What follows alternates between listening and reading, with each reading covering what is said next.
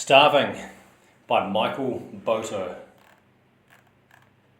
Singer-songwriter Anna Shrupali is desperate to make a living in Auckland's performing arts world. But when a mysterious patron gives Anna wealthy audiences in exchange for a sacrifice, the deal turns her into something monstrous. 1. Going slowly broke. Tuesday. Winter, overcrowded open mic, and you're telling yourself, girl, if you don't get a break tonight, you got to quit this thankless dog-eat-dog patriarchal singer-songwriter scam forever. It's freezing. There's just a wall separating you from the black rain, the glass, the homeless of K Road. It's 11 o'clock and you still haven't had your stage time. It's supposed to be 5 minutes if you're a poet, 6 minutes for stand-up, 8 minutes for singer-songwriters, and that's you, hiding behind your guitar, playing other people's songs, staggering across wet, black Auckland from gig to gig with the Yamaha bag strapped to your back like you're carrying across. The bag with Anarchy and your flat's address written in fat letters in case anyone steals the only valuable thing you own. The underground is packed with Aucklanders in wool coats and leather, trying to warm up, elbowing you in the boobs, huddling for warmth, complaining about rain dripping off your buffy afro onto their shoulders. Rupesh, your twin brother, always jokes that you look like a microphone, puffy ball of black hair on a stick body. Nearly broke, you swipe a neglected beer and guzzle the glass empty. Stick someone's discarded cartridge in your vape and suck a little nicotine. Buy a $13 mulled wine just to get a space against the bar to watch the stage. Ugh. At least it relaxes your throat, and the drink will pay for itself if it gets you a meeting with the Gibsons, who Roops has pointed out in the centre of the tables. A tray of $30 tapas in front of them, going stale. $30 wasted. Geraldine Gibson, with jiggly fat old lady boobs crammed into a black limited edition t-shirt, is sharing an in-joke with some smug-looking lady in a designer jumpsuit. And on the other side of the boomer bitch is partner and patronage James Gibson, wearing all black everything, desperate to look young while his body dries and shrivels. Husband and wife, late 50s, possibly even 60, not that they'll admit it. North Shore, Auckland art power brokers, all safe and aloof on the comfortable side of the harbour bridge. Patrons, producers, sponsors, former starving hipsters turned saggy, wishing it were 1993 again, Roop reckons. According to legend, Geraldine discovered Benedict, that Grammy-nominated singer who used to gig here, the one who landed that massive deal to sing with some all-black caveman on one of those fucking Air New Zealand in-flight safety adverts. Everyone knows the deal is if you think you're going to miss rent, you hit up Geraldine and James and try sell a performance or sell a zine or do a private spoken word set for them and their rich mates. You can't cash it in all the time though, because there's a long line of Auckland artists who want to be treated special. Across the tables of soaked, steaming shoulders, Rupesh is hovering against the wall, waiting for stage time, same as you. He's a lanky Indian poet with a master's in revolutionary studies. He's broody, superior, sensitive. You can read your brother's mind. You can tell he's thinking the same thoughts about the Gibsons right now, because of Twinergy and all that shit. He's thinking, please commission me, pay me for private gigs, you guys. Because outside of his day job, your brother is a spoken word artist. Your brother is tall and mysterious with dark ropey curls covering his eyes and black sandpaper stubble, and he could get women if he wasn't married, but Roop is always in revisionist rebel mode, outraged and suspicious and critical. He doesn't sing. He carries a notebook of lyrics in this incredible 5-page slam rant called The Poem I Promised I'd Never Share, and lately, even tonight at this crowded-ass winter open mic, he carries his MacBook Air. He reckons that he has to be available for a Zoom interview any time in case these Sydney IT people that he's been contracting for want to offer him that hardcore responsible job. But fuck's sakes, your drink has been sloshed by the elbow of eager to get on stage Ashy Pen, that sellout who does those supposedly raunchy rhymes about her pussy. Ugh. The only witness to the injustice seems to be the woman between the Gibsons, Mrs. Designer Jumpsuit, some untouchable Teflon-looking lady. She's got $1,200 frames, $400 haircut, her hair hanging heavy and angular as a dark curtain. She probably uses $50 shampoo so she can stroke the black sheen effortlessly behind her ear to hear the Gibsons talk about bidding for distressed houses and flipping them. She is stirring a heavy glass tumbler, mostly filled with ice, and it's the hair, really. It's the hair and the glasses, and she's just looking comfortable. That's what pisses you off, that she's sitting while you're standing, that you could be her if you focused on money over music. And she's not desperate to play songs in the dim hope of being noticed like Cinderella, and she probably has a home that she owns to go back to, probably has a house populated with artists, renters as well, paying for itself, probably has a holiday home in the Coromandel, and she doesn't have to endure this Tuesday night shithole competing with other performers for dirty donations out of a hat. Applause pushes you out of your private rant. The MC claps off some Muslim monologue guy, and the MC calls up Ashy Pen, and she is bright and sweet as a starburst lolly with her eyelashes fluttering. There are cheers, there's clicking, there are people whooping. The Great White Ho delivers this rap poem about the G-spot that you've heard her do 20 times at open mics across the city. Not that you're much different. In your repertoire, you have 10 covers, you have a couple of half-completed instrumentals, and you have an album on Spotify that's only been listened to by your conservative-ass Desi parents who think that you are making money on the shit instead of going slowly broke. 3 original songs, 2.5 of them mostly written by your brother. Your best songs is tongue-in-cheek, just sort of funny, sort of serious one about how only you two understand each other and only you two get to judge each other's lives. Shrupali Rock it's called because that's your family name and whatever. It's a silly secret song, but the words match the melody perfectly. And when you practice singing it in your room, there's a chain of lines that raise your vocal cords to break through and hit the high C, A sharp, B. It made your spines tingle the couple of times you and Rip sang it together. You would rather go poor than bust out the greatest artistic creation of your life for a shitty open mic night though.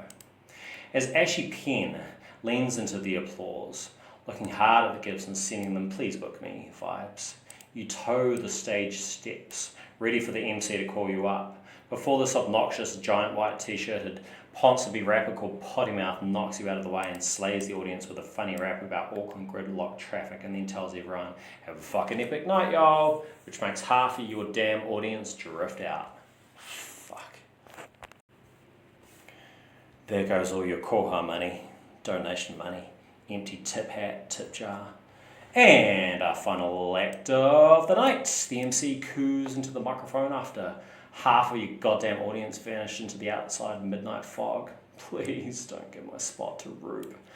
You hate yourself for thinking, I need this battery. He's got a career job, but he's probably going to score next week, and me, I have to temp in the council call centre for a fucking $1 a day. Is the one and only Anna Key. Not that she's the one and only. There's plenty just like her. Anyway, moving swiftly forward, here is Anna with strictly 2 songs because we need to pack down for the night. No pressure, Anna, all yours. You pull a stool under your butt. Hope they can't hear your stomach growling. Anyone want to buy me a drink, maybe? Warm up my throat? Silence.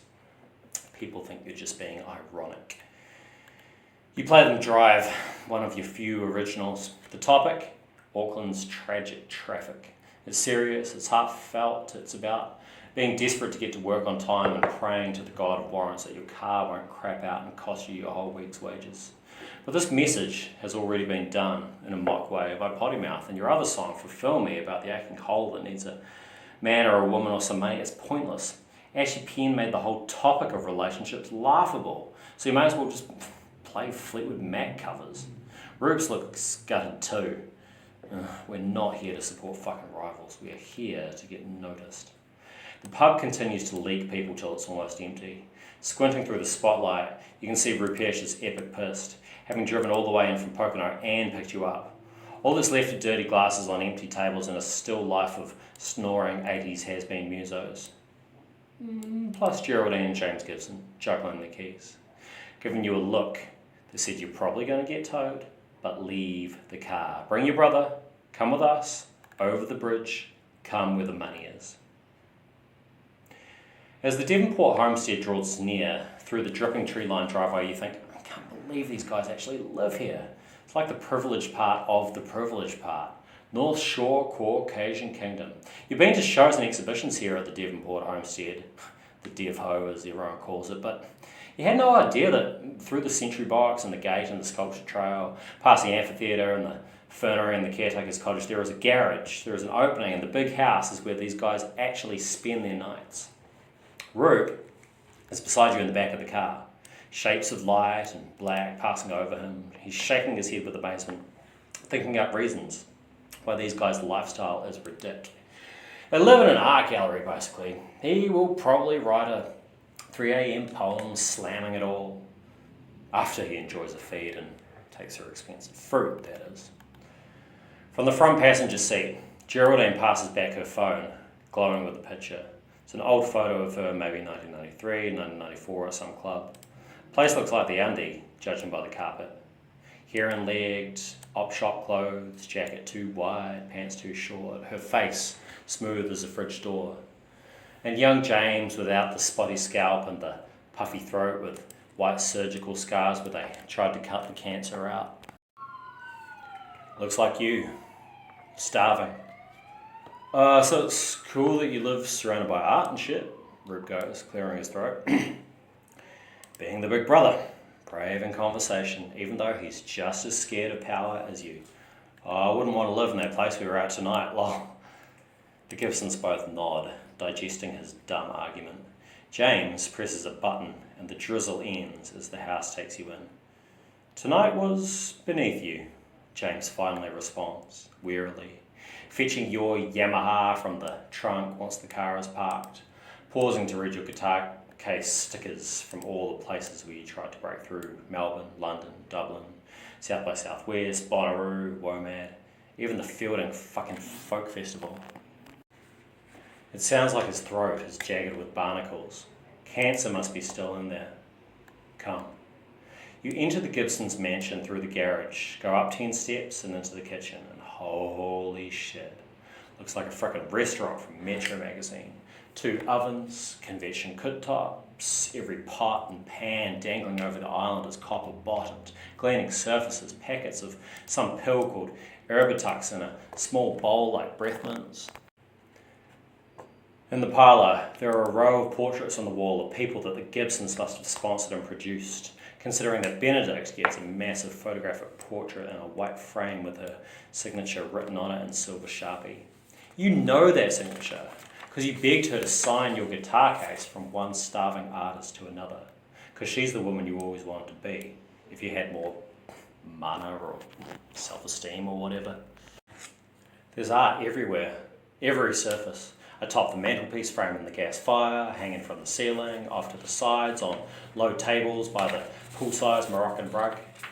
Roop's exploring all cockily, an extension of his 2 hours ahead mentality. He thinks he needs to carve safe paths through the world for you, just because he was the first twin. He tips African statuettes upside down, hoping to reveal that they have been stolen from some Ghana indigenous group or something.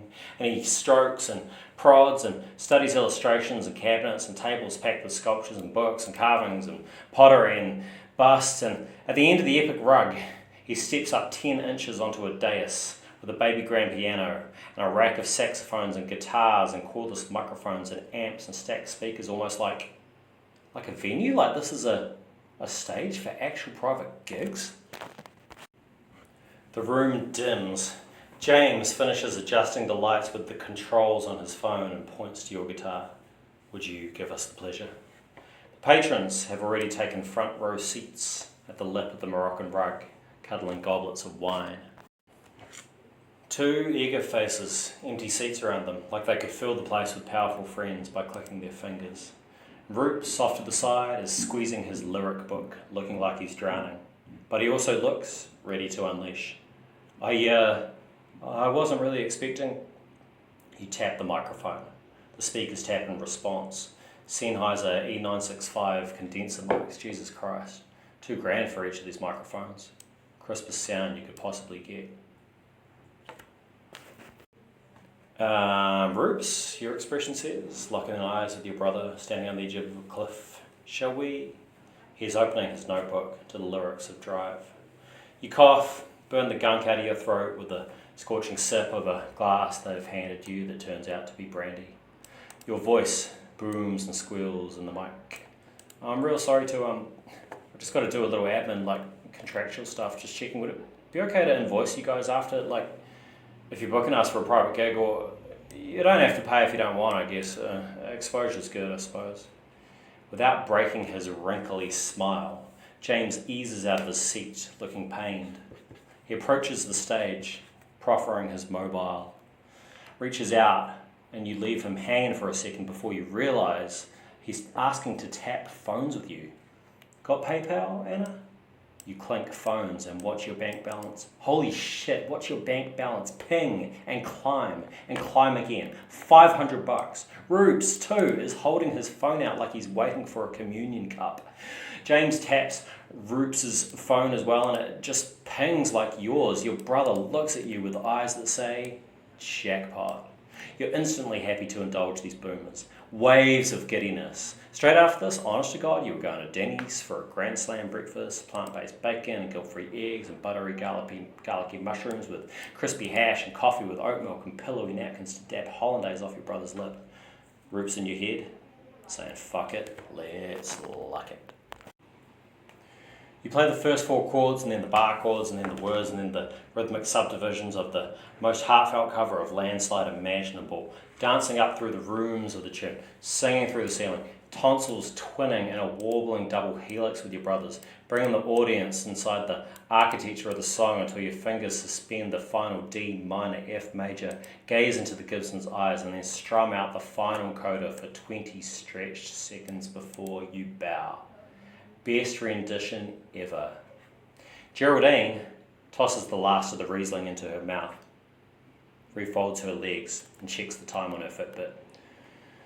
Not really what we were expecting, James says. You got something a bit more special for us, one hopes, something original? Roops is about to scoff when he sees your hungry eyes. He surrenders, flicks through the notebook till he lands on the page that he's looking for and chucks it on your lap. Without discussion, you ping an A, then ping the C, then the ACA, major CF minor or Shrupali rock, and tongue the words till you're tipping down a hydroslide you can't crawl back up. With you when you wake up home, says you're right when you've been wrong. Brother bye, sis behan. $9 in my hat, you make it 10. You hold the note till Roops gets under it to help carry. Your voices lace and wind in a rap and wrestle till the song falls from the air, settling on the 2 rich judges shaking their head, but shaking in a good way.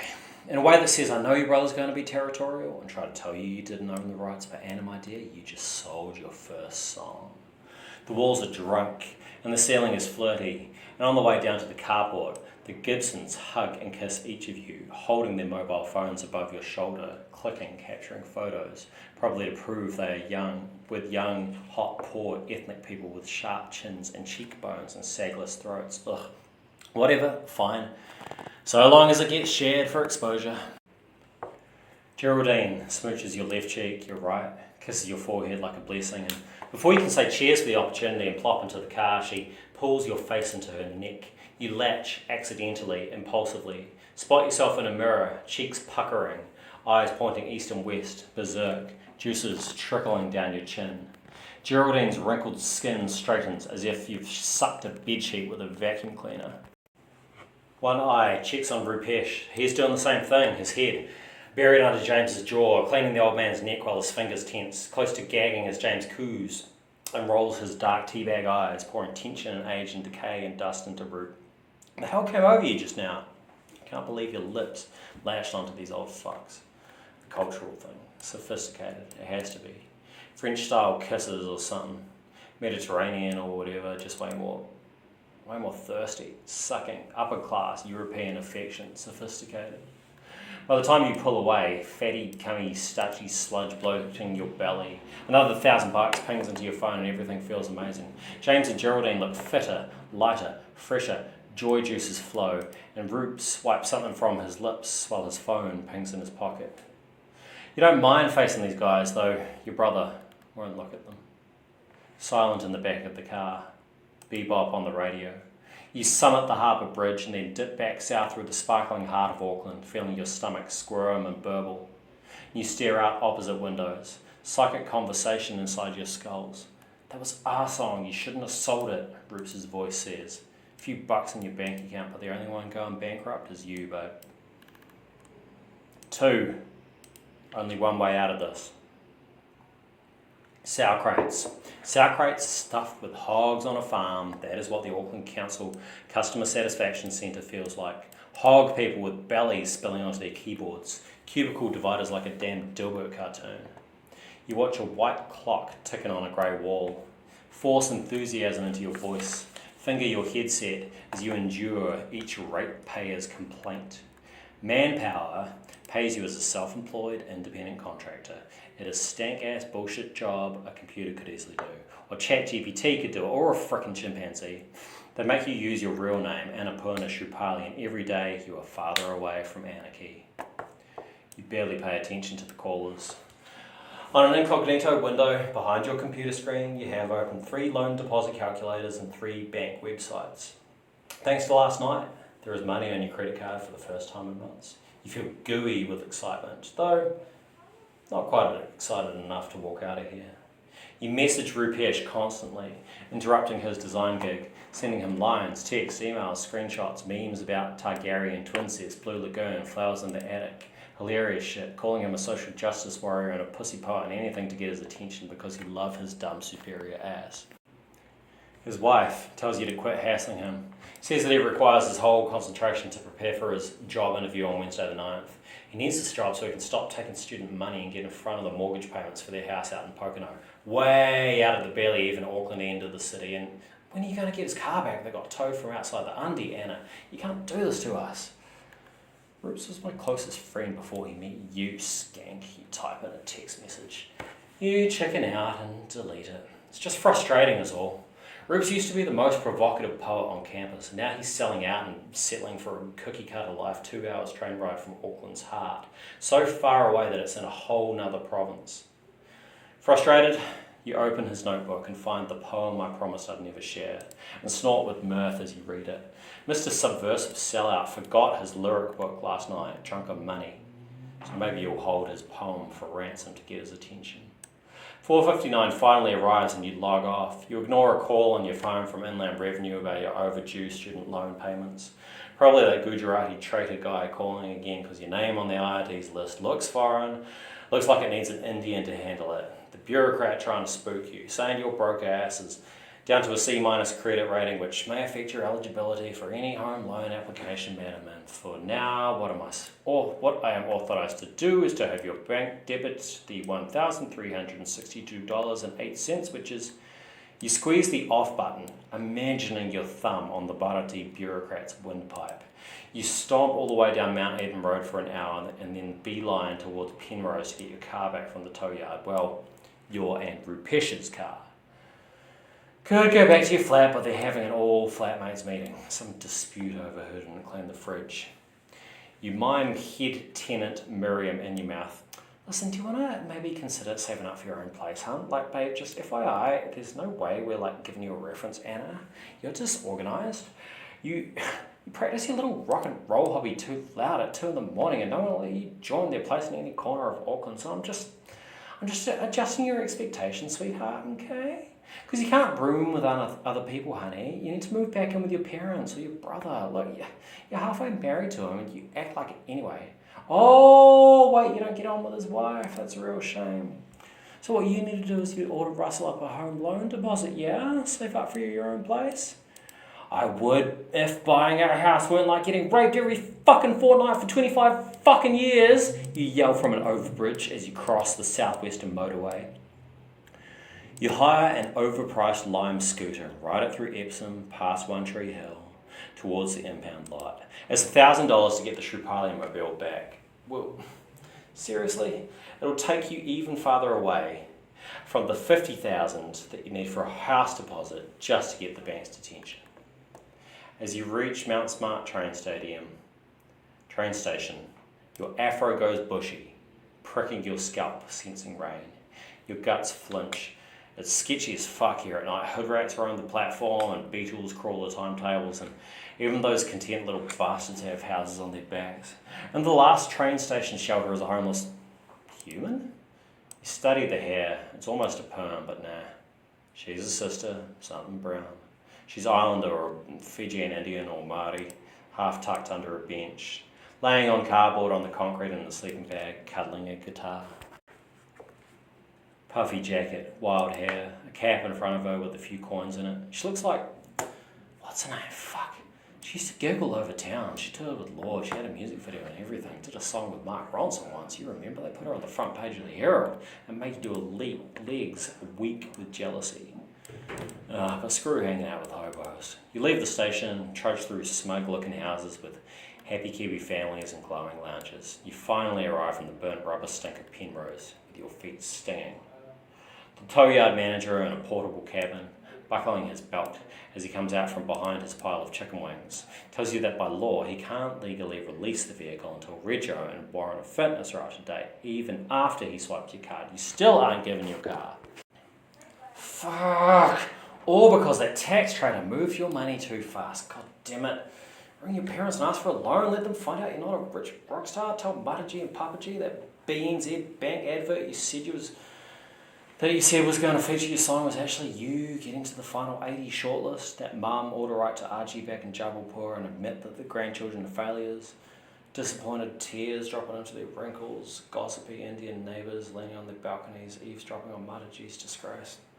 Stuff that. Auditions for stage are coming up.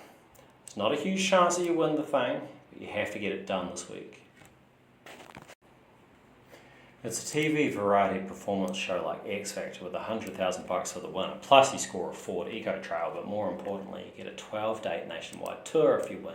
You can totally picture it. The surprise winner everyone's talking about turns out to be the dorky, lovable Desi girl, the one who suffered to get to the top. You will play Shrupali like and tell the nation the sweet story behind it, and New Zealand will finally let Indians belong here and their compassion will vault you to success.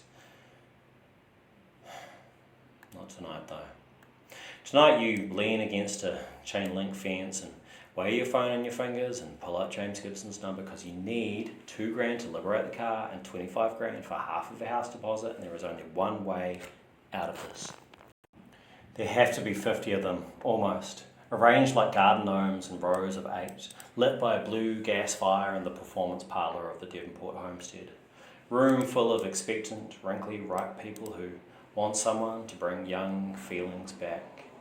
Eager, grinning, sitting prim and upright, cushions behind their backs, hands gripping goblets, and Jesus, do these people go to the same optometrist or something? More $1,200 frames, more $400 haircuts.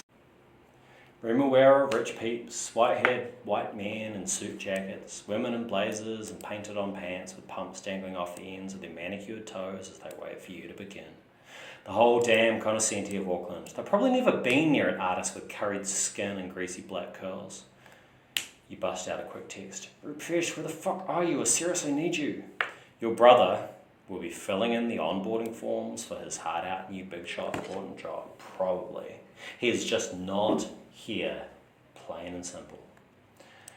At the back of the room, like bouncers securing the exits, are Geraldine typing on a tiny computer, as well as James filming on his phone. I guess tēnā koutou katoa, you begin. 48 lips smile pleasantly. So guys, I'm Anarchy, and I've no idea what you guys want from me, so yeah, lulz, let's do business. You strum a C major chord, then the A, then the whole C-A-G-E, C-A-G-E, middle up, down, that buys you time before you look over the edge of the cliff and fall into song. You open with Shrapnel, the one about trying to buy tampons with parking coins. Almost everyone is rooted to their seats, grinning wetly, fangs pecking over their lips. Then when a couple of them have to go to the toilet, they back away, not wanting to miss a second as you lay out Generations Spent, practicing that vocal lip trill that gets air all the way into your stomach and stings your neck that you've only practiced in the shower until now. Immigrant Song makes them hopefully think about Mataji, and they soak up cheap thrills, the one about trying to have fun between paydays with zero budget, sneaking $7 wine into pubs, sneaking into movies and taking half-finished popcorn out of the trash. By the end of Starve for This, you got them hungry enough for the secret song, the song from deep in the vault, the song belonging to no one but you and your Baha'i. Pure, staring into each other's eyes. Song composed back when you were 12 and you recorded your own made-up radio interviews on your tape deck. Future Jack and Meg White, Carpenters, Kings of Leon. It is time for the poem I promised I'd never share.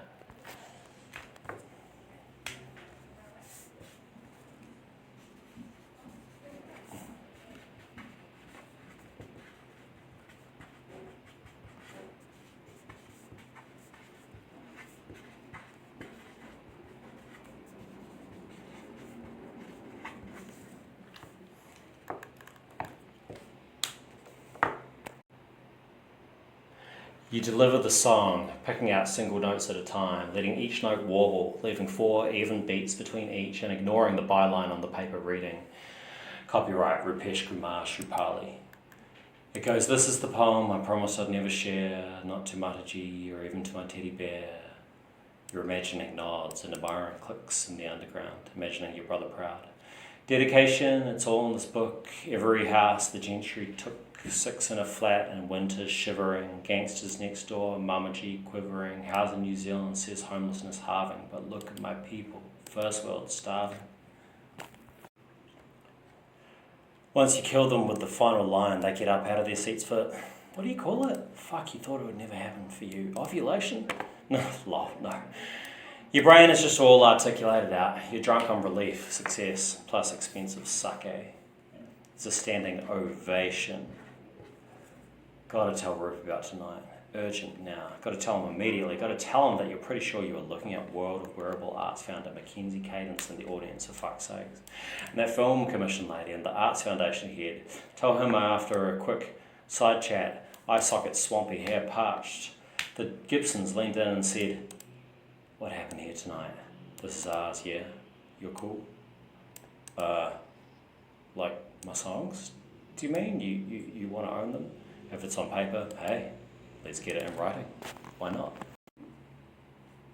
You probably won't tell them though what happens after the mingling and the bubbles and oh my god, thank you so much is and the selfies and the autographs, draining the last of your gratitude. Geraldine puts her back against the door and just a dozen of the audience remain as they guide you into the library. And James gets out his phone with PayPal on the screen and says, obviously there is the small amount of outstanding business before we complete the transfer. And the Gibsons lay on the couch, belly up, and you are all over them, eating them up, suck by suck, and you nibble their years off, drunk and exhilarated and giddy. You clean Geraldine first. While the richest dozen guests look down, cradling their drinks, she pulls your lips onto her mushy cleavage and her hard sternum and her chewy collarbone as you nip and lick and you eyeball her husband James, watching to see if PayPal is still on her screen, and soon enough you are slurping the fat from her chest like a plate of jelly, feeling a kilo of flesh bubble into your torso, and you suck Geraldine till chewy, pulpy cottage cheese drains into you till you've sucked 5 years off and her boobs snap into firm, stiff, upside-down funnels, grow suddenly firm like you've sipped the collapsed, inverted nipple out of a pool float, and you push away, wipe the collagen off your lips, you gargle mouthwash, you watch James waggle his phone, you remember the 25 grand at stake, and you get ready for the next. No instructions needed. Powerful people turn meek, patiently waiting their turn, lining up to be serviced. You suck the slack out of the wattle of a woman wearing real pearls. You lick the scalp of a Rupert Murdoch-looking man till tiny hair roots come through the skin and begin to sprout. You nibble off moles and liver spots, lick frown lines away. You slurp lips from crusty to clean. You snuffle grey hair until it glows bright again. You lick the circles and swirls out of eyes, and you eat tummy fat till you have to run to the toilet and retch semolina pulp, and you pray that James will decide any minute now that enough is enough and it's time to click your phone and hand over 25 grand. They haul you up before you go, arms around your shoulders. They snap selfies and they pose for pics with the young artist with the messy tattoos and nose ring and tropical hair.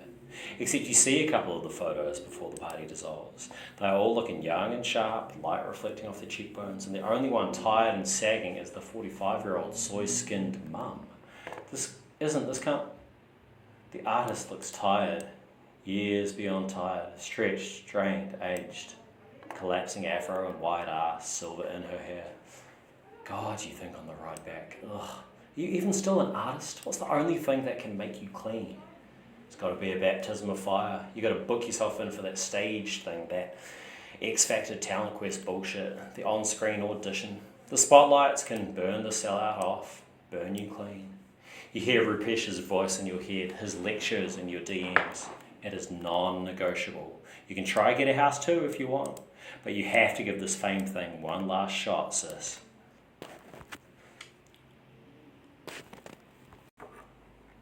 Three, I know you're going to make it.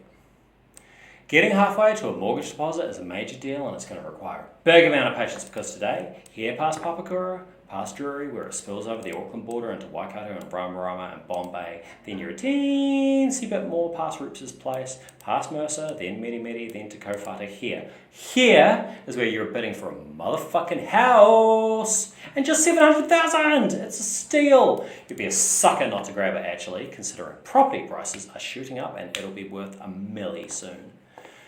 You inspect the driveway, knock on the weatherboards of the place, and finger the rose bushes and kick the gravel. It's a good house inside. Colonial bungalow, Cody wood, good bones. Places to put junk that you don't need anymore.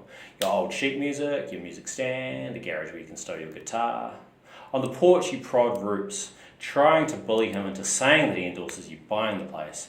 He said that the only Saturday he was free was the 21st of this month. So yeah, you counted down the days, itching to tell him about paying off your credit card debt. Tell him about persuading work to put you on a full-time employment contract, about getting ASB Bank to release the mortgage because your numbers finally looked like you weren't hand-to-mouth anymore.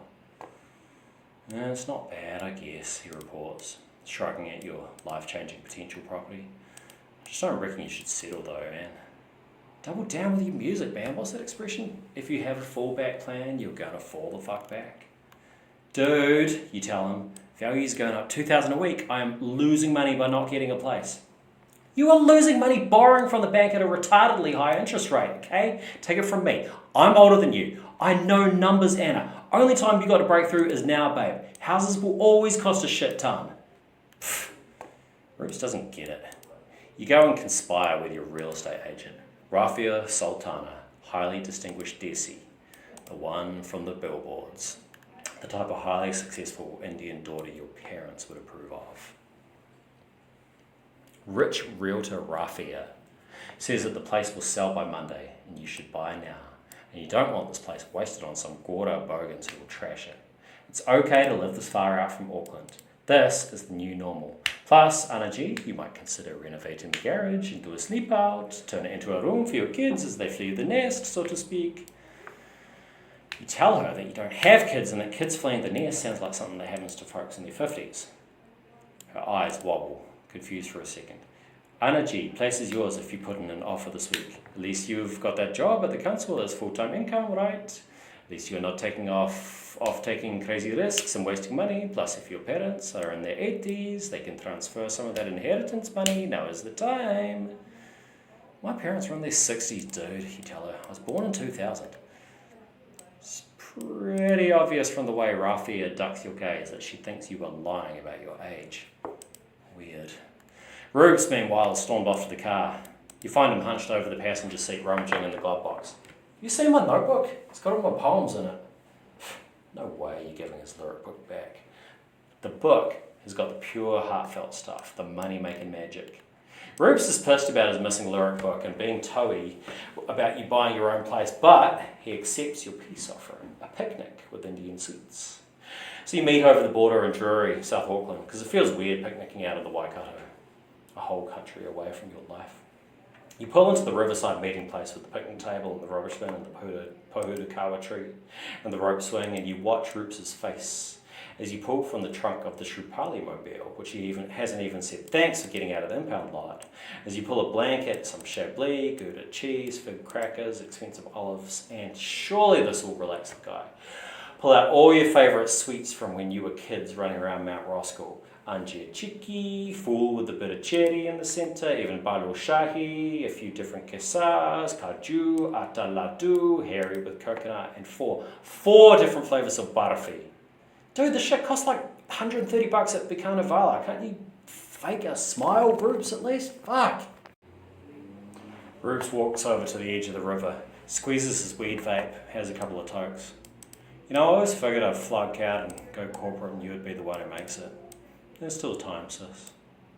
I don't like what you're doing with those rich fucks, you know. What's that expression Papa G used to say about peeps in the slums being paid to pose with politicians to make them look relevant? It translated something like, their hearts are rancid. He bites into a single ladoo and sips some wine. Get him to split a Ritalin with you, and as the horizon turns all trippy and the picnic blanket feels like a lovely mattress, you start explaining the lyrics and the key changes in the structure for the libretto for what is supposed to be your breakthrough musical, or in Portland, about a starry-eyed couple of colour who moved to the big spoke and battled to get enough Skrilla for a house. You haven't talked about it in 6 months, but you two agreed you would premiere at the Fringe Festival next year. That's always been the plan, and you're nodding along, and you're both bantering and passing the pipe and squeezing each other's shoulders when Roop bumps a $13 place of Chinamurki into the grass, and instantly the dam bursts. Eat the food, Rupesh, for fuck's sakes. This is us, man. I don't have anyone else to party with. All my fucking friends are off being boring in the suburbs. I got our car back. Aren't you stoked? Who are you raging out on, babe? Because it sounds like you want to scream at Mataji. I do want to scream at Mataji. It's like we're strangers to her if we don't get rich. Do we even perform for ourselves, or is it the Indian fucking grapevine and New Lynn that we're performing for? Sis, this ain't you, he says. He makes out like he's striding to the highway to stick his thumb out, or to walk back to Pocono, since you're nowhere near Auckland. You know what else isn't you? You've gotten pretty morta, know what I'm saying? Like, babe, you got like weight on your face. It's you walk a lap and come back to the picnic blanket. Dude, Rubes, move in with me. Bring your wife even. YOLO, know what I mean? Share the mortgage with me, Rubes. Come on, we can get a sleep out, little sleep out thing for our parents. You got that big shot job. You know you can afford. He's shaking his head like he's thinking about a car crash that he's witnessed. Just an internship, truth be told, he decides. I only said it was a hard out job so that Mataji and the grapevine would, so that all the Indians would think I was the man. He's packing up now. He's boxing up $100 worth of pointless wasted midday. He starts sniffing. He offloads the story about the mortgage falling through because he can't afford insurance anymore. And you only surface when he is gripping your shoulder and packing you into the passenger seat of the car. Babe, you are going to audition for Staged, and your talent is going to blow these gatekeepers away, and you are going to literally own it. Anna, do not fall back. Staged, auditions, 10 a.m, registration essential. Epic letters on a sign up front, gaggles of university kids, a gang of rappers, a breakdance crew spinning on cardboard.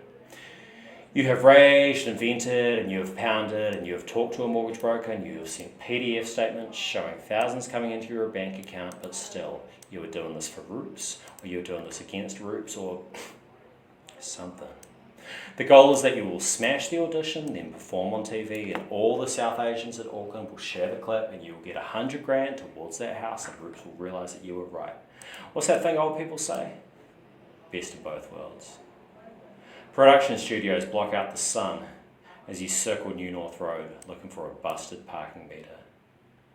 You crush a couple of Ritz on the car roof and shove it up your nose, rub the rest into your gums, step into the gutter, aiming for reception across the street. You get scared, you turn around, you come back to the car, you find a bottle of Kruger under the car seat and drink till your legs connect with the ground.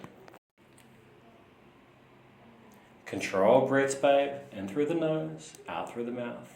That shit with the Gibsons, babe, that was desperate. That wasn't real you. This here today, this is your break. Out to go, cross the road, ignore the eyes of haters. You do an excitable drum beat on the receptionist's desk as you tell her that you are here to audition. Fucking win, motherfucker! You barely feel the sting as the receptionist asks where you're from and tells you she needs you to write down a guide on how to pronounce your unusual name. You suffer through 5 pages of waivers and contracts, and when you are finally asked to write an emergency contact, Mataji flashes in your mind, and then the Gibsons. And finally, you write Brooks's address. Way out south, ruled by the bank, where we pave over farmland and everybody lives the same and dreams are bulldozed. The receptionist calls the stage manager and they begin taking you to the theatre studio and then conspire over your forms. You've put 23 as your age here, they say. Is that 2 not supposed to be a 5? Mind if we see some ID? You're mic'd up and given some quick lipstick and eyeliner. And they spray your hair and they put a glycerin-based moisturiser on which fills in wrinkles and is super pricey apparently. Before you join a huddle of artists pressing against a black stage curtain, waiting for their slot in front of the judges. The guy from Shortland Street, the opera chick who won that Silver Scroll, and the music industry veteran who's been coasting on it for decades since he discovered Ray Columbus. God, what's his name? The first performer that you see go up is Ashy Penn, who you bury your face from as she prances out. An all-girl barbershop quartet from Auckland Uni gets even the camera operators shaking their heads, mega impressed. And then the breakdancers do a real funky set against a backdrop of Benedict's song, which you hope she's getting royalties for. Last before you is Potty Mouth, the entitled asshole, whose quick freestyle about not giving a fuck if he wins or loses, packed with jokes and killer lines about the government, has the judges slapping the tabletop and pretending to cry. The stage manager comes around one last time to remind everyone waiting behind the curtain to turn their phone off. You do one last check before you turn yours off. No messages from Rubes. You are on your own. They call out some mutation of your name. The spotlight cooks your skin as you take your place. You watch dust motes hover. Simple black coffee table, a music stand, a guitar stand, a bar stool to sit on. You introduce yourself, you unzip your Yamaha, you stroke tiny imperfections of fluff off her. There is a cavernous silence, a cliff edge. So this one's called Immigrant Song? You can't see the judges in the dark beyond the spotlight, that you can hear them murmur. It's not the Immigrant Song that you guys are thinking of. I don't do covers anymore. You strum out the first A and the E and the minors. For the first 8 bars, it sounds like it might be a rip-off. Then you watch the judges' faces as you flex into an original melody, and the judges realise you were singing from the heart about a Baha'i Behen's brother and sister so poor that they had to sell newspaper subscriptions door to door after school so that the bank wouldn't take their house. 7 years old, Shrupali sold, door to door, the herald pour, straight out of Ross School, south to you, Papatoe and Otahu. You stand, you take a bow afterwards, numb legs and vagina, armoured by a Benzie and booze and the knowledge that you have just wowed the judges. You have undoubtedly won this audition. There is no way they can not book you. Exposure begins today. Hey, we've really appreciated that, the judges say as you pack up and await instruction. Cheers for coming all this way. Your ears tip forwards. There is something in their tone. Have you got any feedback or whatever? You ask them.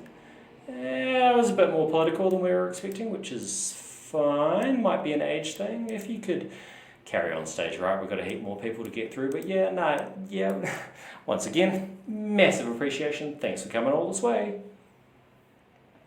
You bag up your guitar, pull the zipper almost to the end, and then stop. You are a melting mess.